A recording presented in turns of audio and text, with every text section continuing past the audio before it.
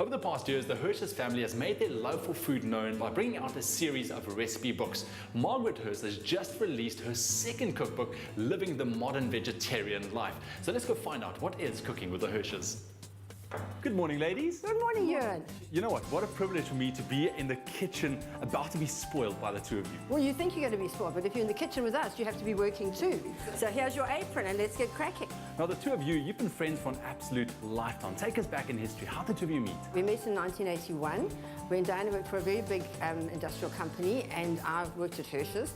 And we started cooking together in the cookery school when nobody even knew what microwaves were. Now, BFFs for over 30 years. What is the magic between the two of you? How have you managed to stay friends for so long? Because Diana is such a fabulous person. I've never heard her say anything nasty about a soul. And you know what they say about your friends? Your friends are people who know what you like and like you anyway.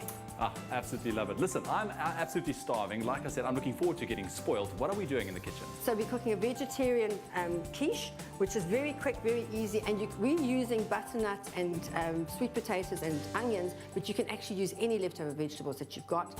Stick it into that quiche, it comes out, and it's a showstopper. I cannot wait. All right, Margaret, I'm going to scoot over to your side. Now, you're going to prep on that side. Now, you've been a friend of Margaret's, and not only of Margaret's, of the whole Hirsch's family. You are like part of the family. Is this what it's like, cooking together, just that sense of togetherness? Yes, we've had many parties, New Year's parties, Christmas dinners, lunches. A whole lot of us get together who all have worked together previously, and yeah, we all just pick up where we left off the previous time. To make the short crust pastry for the quiche, put flour, butter and cream into a mixer and blend till it comes together.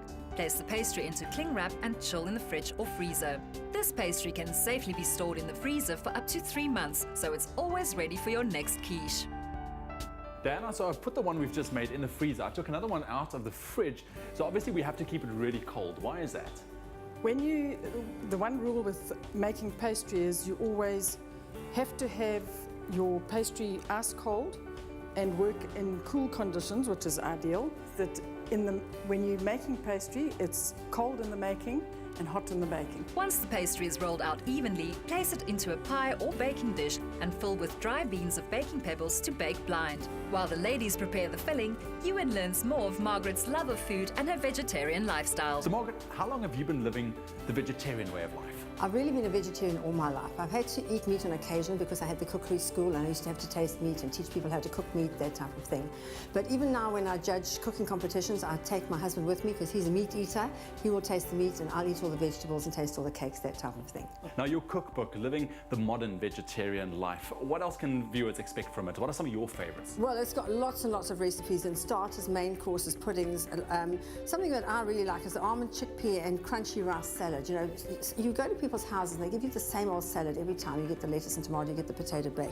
This is just something different. It's rice, it's chickpeas, and it's very easy to make. And we've sprinkled the top with almonds, so it looks spectacular. It's a very different tasting kind of salad, and it's something that's unusual as well. The quiche bakes for 35 to 40 minutes and you can serve it with a green salad. Now it's on to Margaret's delicious dessert. Well, you know what? This is eventually going to become part of our Baked Alaska. Now, firstly, I know that we're not really going to Alaska. What exactly is it? What it is a sponge cake with ice cream on top and then the hot meringue on top of that. So it's it's a taste explosion when it gets into your mouth. We're going to do the meringue first. It's very, very easy. It's 4 egg whites that we're going to put into the mixer.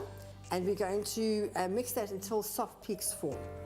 Okay, so you whisk it until soft peaks form. You know when the soft peaks are formed because you can turn it upside down and it doesn't fall out. Oh, wow. We're going to set the machine to go slowly and we're going to add the sugar just a little at a time. And then all the stuff comes out and we switch it off. These new disposable piping bags are fantastic. In the old days you used to have to wash them out. Now you literally just throw them away. But I've noticed this little pink gadget. I have no idea what it is. This is a wonderful, it's actually an ice cream scoop, but it's a very different kind of ice cream scoop and very versatile. We're going to use it today to cut the circles in the cake for the Baked Alaska. So basically we just cut it and there you go. Each one will go exactly the same size onto the plate so that all your Baked Alaskas are exactly the same size. If you don't have a nifty cutter like Margaret, a round glass works just as well to cut out the cake. Top with a disc or scoop of frozen ice cream and then pipe the meringue on top. To finish, you can put the baked Alaskas in a hot oven for a few minutes or be adventurous and use a blowtorch.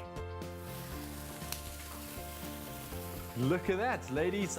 Here we have a hearty vegetarian dish, a decadent dessert, and it was quick and easy to do. But the best thing, I got to spend time with these two lovely ladies in the kitchen. Thank you so much. It was lovely. Wow. Make the Hirsch's family favorite recipes part of your family's favorites with the Hirsch's cookbooks. Delicious, healthy, family meal inspiration. Hirsch's, go for it.